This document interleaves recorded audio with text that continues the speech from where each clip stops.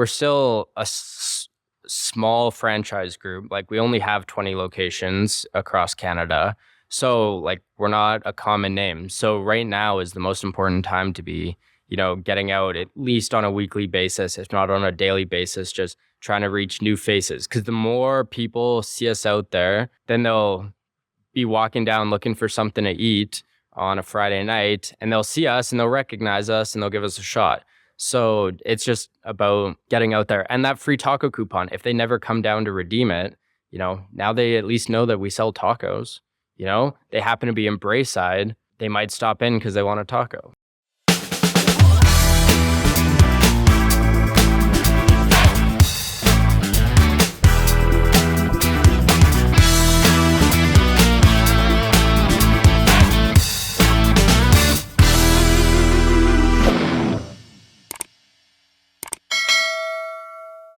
All right, really excited about this one. We got a special guest who came all the way from Streats-Beltline Kitchen.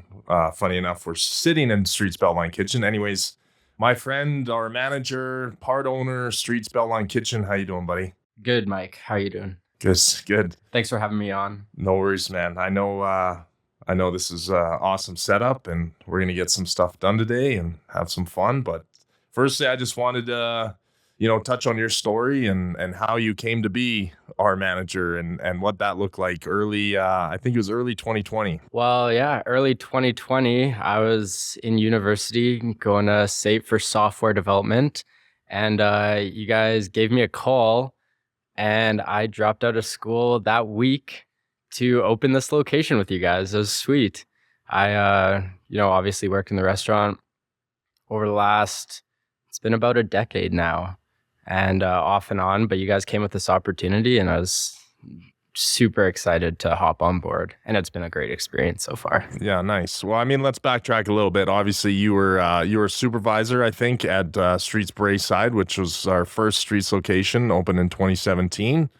Yeah. And so it was a bit of a warm call, and that's how we found you. And we kind of pinpointed you as somebody that we might be able to bring on board. And I think there's a bit of an equity piece there too, right? Like, you bought in, so we call yourself a part owner, which I think is pretty cool for such a young guy, right? Yeah, it's been really cool. I think I was 21 at that time. So 21 running his own operation, restaurant, 2 weeks into COVID. So correct me if I'm wrong, I think we took possession March 23rd. Correct? Yeah, March 23rd. I think it was a 2-week renovation, and we opened, pretty much the day after, April 10th, 2020. And timing couldn't be worse. And as everyone remembers, I think the lockdown started March 24th. So as we took the keys, I think everyone started hiding, and the roads went quiet, and we had probably one of the softest, slowest openings in Streets history. But here we are 2 years later, thankfully 3 years? Almost three in April. Almost 3 years later, out of COVID, and we can see the light of day. So what has it been like the last 3 years, sorry, and what have you accomplished to end up driving sales and get this place to where it needs to be?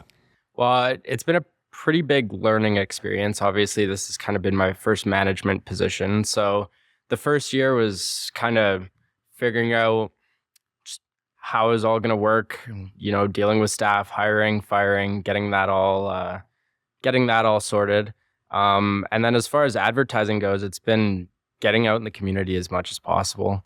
Trying to sign up for different events that are going on downtown, like art festivals and stuff like that, going around with free taco samples, hitting the streets, just giving out coupons, and make that impact. And over the last 3 years, formed a lot of relationships with the community down here. Like, I got some apartment buildings and like a lot of people that come back because they know me and they know the staff pretty well. So it's been cool to build those relationships. So how important is that? If you had to give advice to another restaurant operator, another restaurant owner, is putting your face on your brand, getting out in the community, like you said, meeting people, greeting the regular customers every single day so they get to know you as a business owner, but almost you as a friend, right? so they feel more comfortable. I know I love going to restaurants where I feel like a friend. You know, I end up at those places twice as often. In fact, those are pretty much the only places that I end up loyal to. So I know you guys have done a great job. You know, I think we'd always boast on having that 5-star Google rating for about 8 months. And Yeah, then, for the first 8 months, and then took a slight dip. But as far as restaurants go, I think we're sitting at a 4.8 right now. So no complaints there. But 100% the most important thing was, you know, just getting to know everybody in the community on a, like, kind of on a personal level. Like we wouldn't, you know, be around 2.5 years later through COVID if it weren't for building those relationships with our core customer group. And it's just expanded from there. Like, there are a bunch of construction sites downtown where, you know, one guy stumbles in, likes our food. Next thing you know, he's bringing his entire crew of 20 people down twice, 3 times a week. I got some guys that are in here 6 days a week for their lunch. 6 days a week. 6 days a week. Shout out Adam. He every single day, fish taco, peri taco. I don't know. Shout out to Adam. I can't imagine eating at the same place. Like, I am biased and I own part of this place, and I can't imagine me. It's good. You can't judge though. You know, I'm here on a daily basis. I eat here daily. Well, I can imagine. It's good. And it shows. Look at you, all 98 pounds soaking wet. Obviously, our food does have that perceived idea of health, so that's it's good. Very healthy. It's very healthy. Just avoid the sauce and the tortillas, and you're all good. Yeah. Which is about half our tacos, but healthy. That's okay. Elaborate a bit more on this local store marketing, getting out in the community, because, you know, as a franchisor, obviously we do a ton of digital marketing. You know, we take that 3% marketing fee, which we pump into Facebook, Instagram ads. We've started experimenting with TikTok as well as Snapchat. You know, we're doing some geofencing stuff where we can essentially geo-conquest our competitors and show them our deals over here at Streets. But it seems we always have the best results when we're out in the community, whether it's a sampling campaign, whether it's just a free taco card, or whether it's just, you know, popping up shop at a local fair or something, and just getting to know the people that live in and around your community. And I know you've done a lot of this, and you've done some of this for some of our other stores. So give me the play-by-play, how that works and what the response has been in your opinion. So what I do when I'm in Calgary, and what I've done for a couple of our other stores, is I just go to the local area. I start next door, work my way down, and I hit every single business. Doesn't matter if it's another restaurant. I go into a McDonald's and I go in with free taco coupons. And I think I've probably visited over 500 businesses now between, you know, Calgary and when I've done these other locations. And the response is just always fantastic. I think there was a single business out of 500 that said, no, I don't want free taco coupons. Everybody else is like, this is the greatest thing ever. And it's too good to be true, they probably thought. Well, yeah. They're like, what's the catch? Like, is it buy one, get one free? Like, you're trying to get me to spend money. But no, it's like, nope, free taco, no strings attached. And people love that. That's interesting. You said you visit other food spots and restaurants and stuff. So what is the response there? Because obviously they can't be too upset because you're not standing out front of their business trying to steal their customers. You're after their staff, right? They can only eat Junior McChicken or whatever so many times a week, right? So they're looking for other options. They're down here 5-6 times a week probably. So those are some of our best customers because, you know, like, they just need a little bit more variety, and we're giving that free value. And I'm very clear when I walk in, I don't talk to a single customer in their store because that comes off as a little bit sleazy. I'm trying to steal business right from under them, which is absolutely not the case. Just trying to, you know, provide some value for the other kitchen staff, other people in my industry that I know would appreciate that. Because we've had other people, you know, come into the Streats-Beltline location and say, hey, we work at this restaurant. We want to give you guys a discount. I'm like, it's amazing. Like, we got Singapore Sam's, the Chinese food place just down the way. And we get free food. They get a little bit of free food on a weekly basis, like those relationships are just great. Yeah, I was gonna say I've been in here a few times when there's some ginger chicken and some salt and pepper squid sitting there on the back counter, which is real nice. It's the dumplings. Well, I think the dumplings are gone before I show up, or you guys hide them on me, or whatever. Yeah, they go pretty quick. But no, that's it's great, and it's great that we're finally out of this funk that was COVID. Obviously, downtown Calgary, where we're located, was very slow at the time. A lot of people working from home, and when we originally thought, hey, let's open a business in the Beltline, we were banking on these business lunches, and then of course the late night crowd, and neither of those things existed for 2 years, which is no, it wasn't until this last summer that late night crowd really kicked in for us. Yeah. We over Calgary Stampede, we stayed open till 4 a.m. for the entire 11 days, and that's the busiest we've ever been. And that momentum has kind of carried us through, and we had a super strong second half to 2022. And even this new year has been strong, like way stronger. Whereas in previous years, January slows down a little bit. Everybody's trying to, eat super healthy, save money, all those New Year's resolutions, and too many damn Christmas gifts for their kids. Yeah, they don't have enough money to spend on our 2 taco combo. Maxed out credit cards. Another interesting thing that you do here down at Beltline is you do the late nights. We have 22 stores in our system now, and you guys are the only ones that stay open past midnight. Now, obviously, select nights, Fridays, Saturdays, trying to hit the kind of the after club crowd. How does that look like? How much riffraff do you guys see through here, or is it pretty manageable? Oh, it gets wild in here. As soon as after midnight, it starts to ramp up a little bit. We're starting to get the drunk crowd that are leaving the bars early because they had one too many. Need a little bit of food on the way out.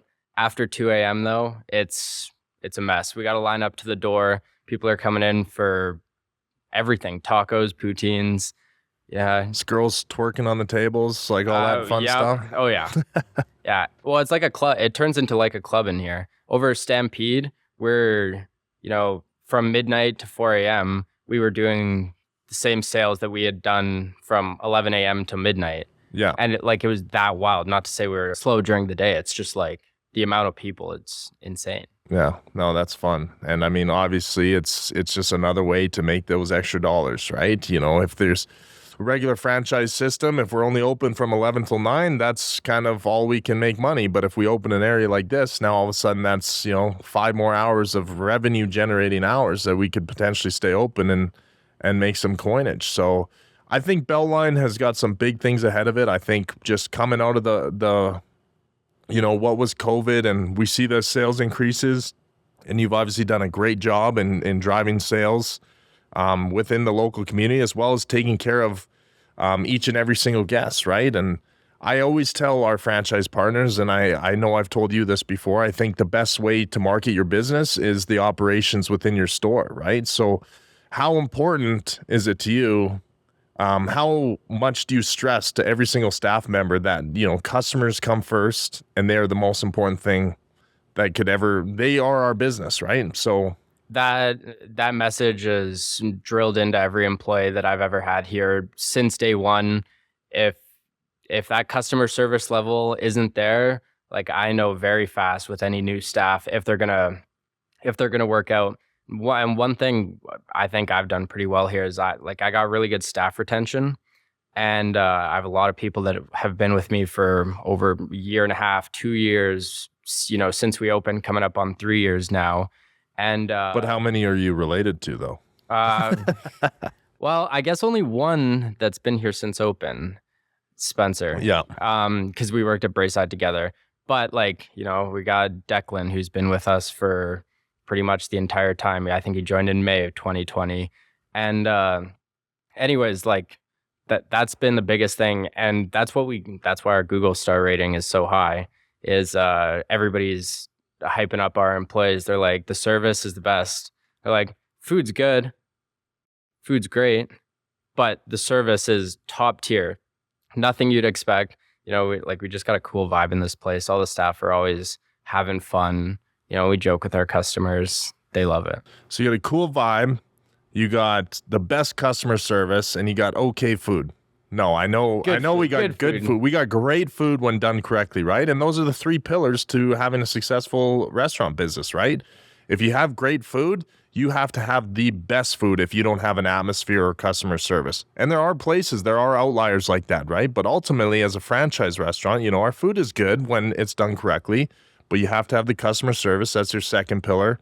And then you have to create some type of atmosphere, whether it's the way the staff just interact with the customers or, the music that's playing and other customers, and you got to have some fun with it. So if you hit all three pillars, you will have success. You will see returning customers, and ultimately you'll make more money than somebody that just does one or two. Or honestly, if you can't hit any of those three, you're probably shutting your restaurant down within a few months of opening, right? Yeah. So hard to stick around. So how do you create that atmosphere? I know we got quite the stereo system in here, and sometimes we get the odd complaint that's a bit too loud, but good tunes, and that's curated by yourself or who? It's curated by whoever's on shift. When I'm in here, we got some good alternative playlists going, pretty chill vibes. But sometimes I come in on those late nights, we're playing UK drill. People go crazy for it. Yeah, that's awesome.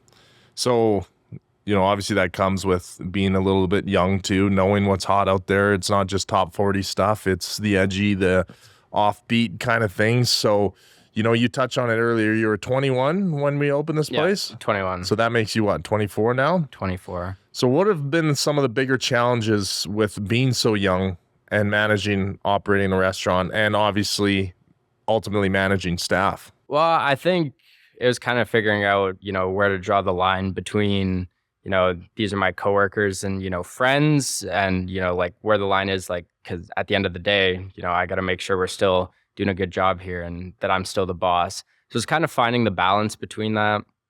I'm still finding the balance between that. Obviously my brother, two of my brothers work for me right now. So making sure that, everybody gets treated fairly. That was probably the biggest hurdle, but I think I got it figured out, and I think we got a pretty good system going, and I think that's why staff stick around, because everybody's getting their job done, and we can still have fun. Yeah, and ultimately you have fun. Now all of a sudden it's not as worky as it needs to be, and what do they always say? Find something you love to do. Mind you, I don't know if that's every kindergarten's dream, is like making tacos when they grow up, but still, if you can go have fun at work, maybe it's a little easier to show up and hold on for the long term, right? Well, in any other job I've ever worked at, the ones that, are really notable to me or that I've enjoyed, or where the atmosphere created by, myself and the coworkers, at the end of the day, it doesn't matter what the work is. Like making tacos, it's not the most glamorous thing. Cleaning deep fryers, definitely not glamorous. Mopping floors, not the most fun. At least we don't have you clean out the grease trap, and we have someone for that, because back in the old days they used to do that by hand with just a ladle. I remember that happened at Brayside. I've dealt with my fair share. Yeah. Thank God that we don't do that anymore, though, because that's no fun. Yeah. But cool. So just talking more on the staffing side of things, has there ever been a time where, there just wasn't that respect? I know you've had some employees in here that have been quite a bit older than you. Has there ever been that layer of respect that kind of deteriorated because they're looking at you like, who's this little shit that's telling me what to do? Nothing that was very notable that like really stood out. I think, I interviewed everybody, and I think I was able to kind of get past most of that, at the initial point. And if anything did come up, they didn't stick around for more than a week. But as far as like disrespect, I don't think I've really had that issue with any of my staff, and not even with any customers or anything like that.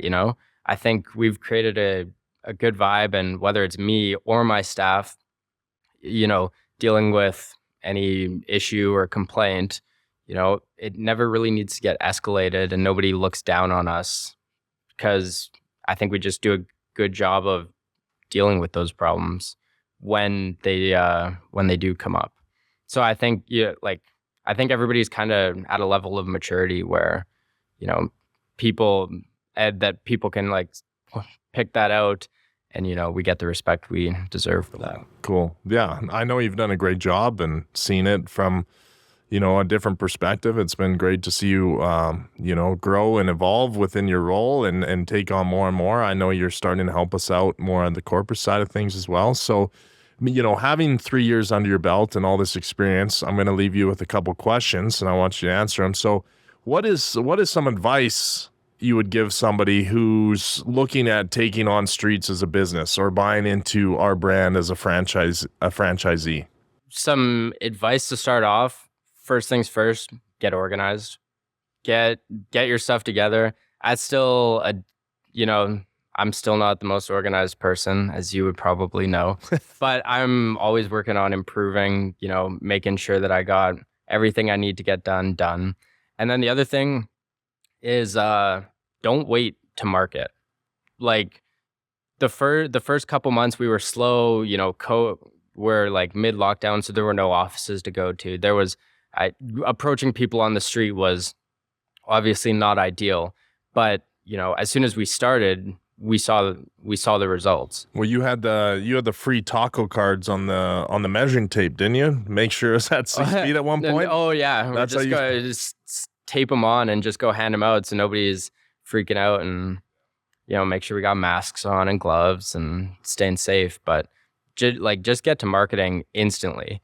And ongoing marketing, obviously, it's not one thing that you could just do once and expect results for the rest of time, right? It's just like, there's a reason that Coca-Cola, McDonald's, A&W, Tim Hortons, you see all these big brands having to market continuously. Mind you, we still see them on every street corner. Everyone knows what a Tim Hortons is, a McDonald's. Why are they marketing, and why wouldn't we, right? So explain it a bit more. It's just that brand recognition. We're still a small franchise group. We only have 20 locations across Canada. So we're not a common name. So right now is the most important time to be, getting out at least on a weekly basis, if not on a daily basis, just trying to reach new faces. Because the more people see us out there, then they'll be walking down looking for something to eat on a Friday night, and they'll see us and they'll recognize us and they'll give us a shot. So it's just about getting out there. And that free taco coupon, if they never come down to redeem it, now they at least know that we sell tacos. They happen to be in Brayside, they might stop in because they want a taco. And it cost us what? The 10 cents that it took to print that card, right? If that was 10 cents and 5 seconds of my time saying, hey, would you like a free taco coupon? And almost nobody says no. So it's really easy. It's just you got to be consistent with it. And the more consistent you are with it, the better, your sales will just keep building and building. And then, obviously at head office, you guys are working on all our social media and TikTok and Instagram and stuff like that. And that just adds to it, But it's, for a restaurant, I think it's harder to drive sales in store, with Instagram posts and stuff like that. So I think that's where the local marketing really comes into play. And I think the focus you guys are doing is, getting that brand recognition up and getting people to at least know what we are and all of that. But they play hand in hand, right? You know, the digital marketing we do, and they see our stuff, they still might not give us a try because that's just the way people see it. I think the average person sees something like 25 to 50,000 pieces of advertising a day without even knowing. A lot of it's just in passing or blatantly a TV or a radio commercial or scrolling through the apps, right? So it's just we fall in that category. But the second you make it tangible, the second you go give them a free taco, which costs us a fraction of what it actually costs to buy, and in an industry where the average cost per customer acquisition is $22, now this $1.75 it takes to make this one taco to get them to try for the first time, now it makes a lot of sense, right? And it almost makes people obligated to come and support you after they receive something for free. Yeah. Well, when I go and hand out free taco coupons, it's maybe 1 in 20 people that will come and only get the free taco. If somebody has a coupon, usually they're getting at least 2 tacos or they're paying for a drink with their taco. And as soon as they make that one extra purchase, like we're ahead by so much. And our cost for customer acquisition just becomes like net zero almost. Cool. So stay organized and local store marketing. That's the advice that you have for a future franchise partner. Yeah. And if you stay organized and you're on top of all your stuff, it makes everything a lot easier. Like you'll have that extra time every single week to, go out for an hour, hand out free taco coupons. And maybe the other thing too is, make sure to, train those staff that you see the potential in early to give you that, helping hand with, placing food orders, making sure cleaning gets done, dealing with customers. Like if you just like build a good team around you, they'll make your life so much easier. Yeah. Well, you train people to do what you do, and now all of a sudden you can start taking kind of a step back, right? And a lot of our franchise partners, some of them are just investors, some of them are just owners, and they hire managers, which is another question I wanted to ask you, which is, how much more obligated or how much more drive do you think you feel and have and care about this business because you have part ownership? Not only are you our day-to-day manager, but, we like to call you a part owner too. Do you think that helps and that is something that you would recommend anyone else buying a franchise to do? 100%. If you get, like, I'm bought into the concept. The success of this restaurant just becomes my success. If we're making a profit every month, that means I'm making a percentage of that profit every single month. And if you don't make a profit every month, guess what? It doesn't cost the owner anything extra, right? So It makes sense from both perspectives. You're essentially just incentivized to make this thing more profitable. Yeah, well, and it doesn't have to be, anything crazy for ownership. Like I don't own a big piece, but it's definitely, like I care. Like, I feel like I care a lot more. Care about the business a lot more because it is mine. Like I own a part of it, and it's a reflection of me. So obviously, I want to do good things with it. Yeah, and you introduce to the customers as I'm Nigel.